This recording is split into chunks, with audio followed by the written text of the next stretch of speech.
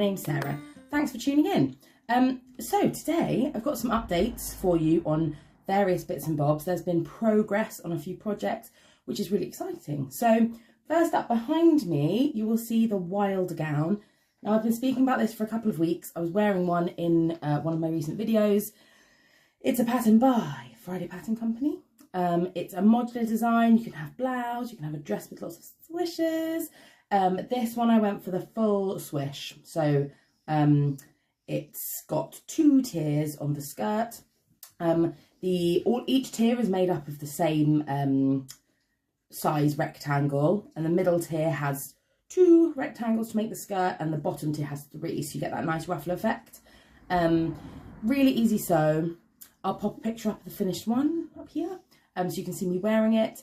Yeah, it's really, really easy. So I'm going to do a video soon on beginner sewing patterns that are size inclusive, and this will definitely be on there.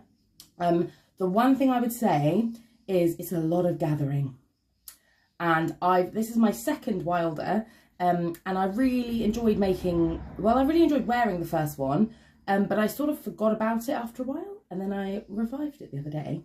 And I thought, oh, this is great. Why did I only make one of these? And then whilst I was sewing it, I was like, it's the gathers. That's why I only made one. So if you don't mind sewing lots of gathers, it's very, very easy. If you're like me and you're very impatient with sewing lots of gathers, then a big billowy dress is probably not the project for you. But no, so I'm really pleased with that. The fabric is a Minerva exclusive. So anyone who shops at Minerva might know that they now offer a range of exclusive print fabrics, which have lots of like really, really big variety of designs. The majority of them are on this base, which is a viscose base. They also, I think, now have French terry and sweatshirting, I think, are the other 2 at the moment, and I'm sure they'll be expanding that. But yeah, isn't it gorgeous? Lovely drape. The one thing I would say with these fabrics is they do snag if your pins aren't like really, really sharp. So I had a couple of pins that were like a little bit old, and they snag, and any of these ones that have like darker colours in them, it will leave like a little mark. So just make sure you're working with really, really sharp pins. That will apply to a lot of different types of fabric, but I just noticed it particularly in this one. So that's that. The other 2 things that I've been working on this week are my Vivian, which is my 108 step sew over it coat, and the Dorothy jacket, which is another sew over it one, which is more of a day-to-day outdoorsy jacket. Now, I'll update you first on the Vivian because it's right here. This is going to be a really slow project for me. It was a bit overwhelming to start with when I saw how many steps there were. It put me off a little bit. So I have decided to just take it a day at a time. So far I've constructed the back piece of the outer coat. I've constructed each front and side panel has been put together for the front and side bit of each coat. And I've done the welt pockets. Now, the welt pockets took you up to, I think, step 28 in the patterns. So like the bulk of the first clutch of instructions were all to do the welt pockets. And I didn't really know what welt pockets were, but I knew that when I said I was going to do them on my Instagram stories, everyone was like, oh my God, welt pockets. And suddenly I thought, oh my God, welt pockets. But I'll show you what I've got. I'll show you one of the panels anyway. So this is one of my finished welt pockets. And I've got to say, it does look very neat. We've got this nice lining fabric that I've shown you before. What would I say about my process with welt pockets? I mean, it takes a lot of steps, which is right there. It takes a lot of steps, and I mean, it's quite confusing. I didn't actually do in the instructions. It says do a practice thing, but I didn't really have anything to do a practice thing on because I was away last week. So I just was like, I'm just going to go in, but I'm just going to take it really slow. They do have a sew along video for the welt pockets for the Vivian pattern, which I will link down below. So I followed that basically. And then I spent one evening doing one of the pockets, and then I gave myself a break. And then I spent the other evening doing the one on the other side. The working with the wool was actually not tricky. Attaching the lining. So I probably, in hindsight, should have picked something more stable, although it feels fine now, but working with the sateen, it just was like a bit all over the place. So Just maybe pick something really stable for the pocket linings, and then it'll be a lot easier. So yeah, so I've got my welt pockets. So I think the next step in the instructions is to connect the front and the sides and the back panel together. And also I need to finish off, there's like a little, what do you call it, like a kick split at the back of the coat at the bottom. So I've got to do that as well. So those are my next 2 bits to do on that. But as I said, I'm just going to have other quicker projects on the go. And then that's going to be one that I'm just going to do a few steps a week, you know, build up. Hopefully by the time we get to, I don't know, maybe mid-November, definitely end of November, I'm going to have the coat ready to go. And I'll just keep you updated week on week. So the next thing that I've been working on is the Dorothy jacket. So you've seen this going, and it's now pretty much finished. I have to replace one of the snaps that I put in the pockets. I basically had an initial kit I bought, and it's not been so good. So the top bits of the snaps, so this bit, have gone in really well, but the bottom parts, there are lots of issues. So I bought a new set with a new set of tools. I don't know if the tools just fit better or something, but they've gone in a lot better. So I've got to replace one of the snaps. But I thought I could show you how this is looking. Now you have to excuse, I wore it out yesterday and the dog slobbered all over it. She's just come up behind me just to be like, yeah, I did. But let me, no. So she's now going to think we're going out. So this is, hello, I don't know if you can see her there. This is my Dorothy jacket. So we've got these little buttons. I haven't done a proper post on this on Instagram yet, so this is an exclusive look at my jacket. But I'm really pleased with it actually. I wore it out yesterday thinking it'd be the perfect day for it, and it actually ended up being really way too hot for it yesterday. But yeah, so these are the ones that have come out, so I need to sort out. But I'm really pleased with it. It has these tie cord things. I bought a closet core metal work kit, so I've got these nice little, I don't know if you can see them, these nice little toggle things on the end. Yeah, I just think it's a really beautiful coat. It's fleecy on the inside, so it's nice and warm. I don't know, I think I've shown you this fabric before. I have been so sold on soft shell fabric. Honestly, it's like you can make a lovely coat. See here, you can see the gorgeous insides. Yeah, it just makes a really beautiful warm coat. As I said, actually too warm for, I mean, they were saying yesterday it was like 20 degrees in October, which is just crazy. So yeah, but I was a big fan of that. So really pleased with how that's gone. I'm just going to replace the snaps from the old kit that haven't worked so well. And then I'll be photographing it. Yeah, so that, I cannot recommend that pattern highly enough actually. The construction is really satisfying. The snaps are a bit annoying, but I do think the look of them is better. So it's worth persevering, but you just got to make sure you get the right set. And yeah, soft shell, definitely the way forward there. I also just realised I haven't talked about what I'm wearing. So this I actually found in my wardrobe today. It was a really early make, so I'll just stand up so you can see it a bit better. It's a really early make, and I just sort of forgotten about it. It is the Norma blouse from Fibre Mood.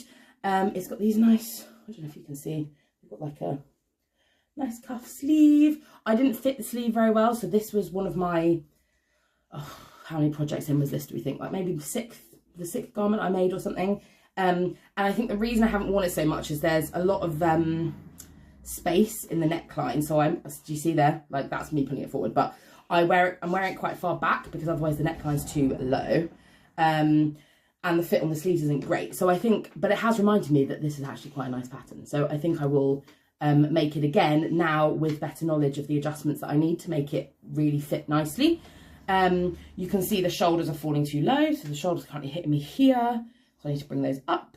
I need to generally like take something out of the neckline. I might look, again, it might just be a case actually of picking my size differently. So picking a smaller size and doing a full bust adjustment might actually work better, I think. So I'm going to play around with this pattern, but the fabric is from the Rag Shop, which has sadly closed down. It's got these gorgeous like leopards on it. And the buttons are pigeon wishes for the prettiest buttons. So yeah, that's what I'm wearing. So the next thing I thought I would do is just show you a couple of things that I've bought this week. I went up to London on Tuesday and met up with my lovely friend Izzy, who took some very beautiful photos. We were singing together in France, and she's just super talented. And amongst being a super talented singer, she took some really pretty photos for the Jenny Stitches blog for a summer dress I'd made, so I'll pop those up here. But yeah, we met up and we went to see Six, and we also went to Liberty and just had a look around. So I told her previously, do not let me buy anything. Like, do not let me buy any fabric. I was looking for buttons, so I was like, let me buy buttons, nothing else. So the buttons I was looking for, put my little bag, here we go, were for the Vivian coat actually. So I've been a bit up in the air. Ooh, so I'm making a racket. I've been a bit up in the air in what sort of buttons I wanted, because I wanted buttons, like this is going to be a dressy coat. And Nala's having a scratch in the background, and a sniff. Hello, Nala New. Hello. There she is, just down in the corner there. Hello. She's looking very confused. Right. So I wanted some nice buttons that were like a bit more dressy, but I just couldn't settle on a style, and I was seeing some gold ones and stuff like that. I think because the wool is, I mean, it's a pinky red, but I think it can end up looking a bit like a military jacket if with the gold buttons, which if that's the look you're going for is great, but I just wasn't sure that's what I wanted. So I thought, we'll go to Liberty, I'll see if I can find some special buttons. And I found some really beautiful buttons. So, just excuse me rattling around. The buttons are like this. I don't know how well you can see that, the light's reflecting off them. I really like the sort of green, the greeny blue colour against the pinky red. I don't know if I can grab that without being really disruptive, but yeah, I just thought, because it's like not a reddy red and it's not a greeny green, it's like sort of a bluey green and a pinky red, it's not going to look, they don't look too Christmassy. I had a sample with me. It's like a nice pop. You have a bit of gold, but again, this doesn't look like a military button. So, and it has this like sort of, the design I feel like is a bit, I don't know if the camera will focus, but a bit like Art Deco-y vintage. So yes, I bought those. I think they were £2.30, I think, each. And I bought 6. And then I also bought, I had this memory when I was in there of when I was a kid and my mum knitted me like a little jumper or cardigan, and on it had like Scotty dog buttons. And I just remember that being like one of my favourite things to wear when I was little. And when I was in there, I found these little tiny Scotty dog buttons. How cute are they? So I had to buy some of those too. I think these were like 30p each, as they're just like plastic. But yeah, so I don't know what I'm going to make. I'm like, do I make my mum something with the Scotty dog buttons? Do I make myself something as like a throwback, or do I make something for my godchildren with Scotty dog buttons? I mean, they won't get the relevance of it, I suppose, but I just think they're super cute. So I don't know what I'm going to do with them, but I just was like, I've not seen those before, so like since I was a kid, so I thought I have to buy some. Yes, and I also bought there, I resisted because they have so much nice stuff, but like it's not a cheap shop, as you will know. I also bought some little iron-on patches. So these are going to be for little things I'm going to make my godchildren for Christmas. So one of my godchildren is really into rainbow unicorns, as she says. So I got some rainbow unicorn patches. My other goddaughter is like a year old, a year and a half. So she is just into being a baby. But so I just thought I'll get her something cute. So I got this little patch. It's like a little cloud with a hat on. I just thought it was very cute and random. So yeah, so those are the things I bought in Liberty. I was very good. I was very restrained. Yeah, I don't know if I'll go back for a little while because it's very tempting to just buy the fabric, but it's just so expensive. I mean, it's beautiful, but I just can't afford it. And then the last thing I'm going to do, I've just had delivery today from Jenny Stitches, who I've mentioned before. I'm on the blogger team for Jenny. No, I was really keen to feature today. Really keen to feature. Yeah, so I, as part of the relationship with Jenny, we get some vouchers, and so I've made an order, and so this was part purchased by vouchers and part just purchased by me, so I thought I would just unpack it in front of you. So first up, I have to cover this a little bit because it's a bit of a secret. This is a top secret project. It's not very interesting when I just show it to you in a brown envelope, is it? It's for a brand I work with. They have some exciting new things coming. So this is A0 printing, which Jenny offers, and it always comes in this nice sturdy envelope. It will say the name of the brand and the pattern on the top.